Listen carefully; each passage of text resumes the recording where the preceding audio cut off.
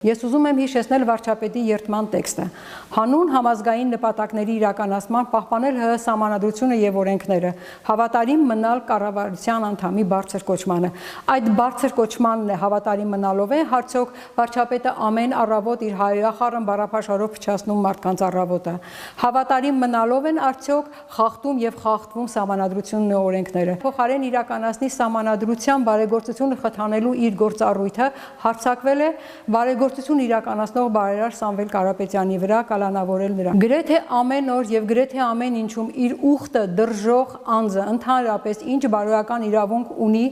քննարկելու որևէ անձի ուխտի կատարման հարցը։ Նիկոլ Փաշինյանը շատ լավ գիտի, որ ինքը չի կատարել թուրք-ադրբեջանական տանդեմի բոլոր պահանջները եւ իշխանությունը կորցնելուց հետո գալու է պատասխան տալու ժամանակը թե նրանց եւ թե հայ ժողովրդի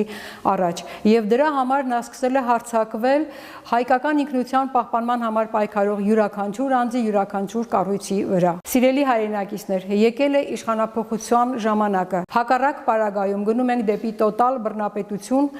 որը հայոց պետականության հարցում կարող է ունենալ անկանխատեսելի հետևանքներ։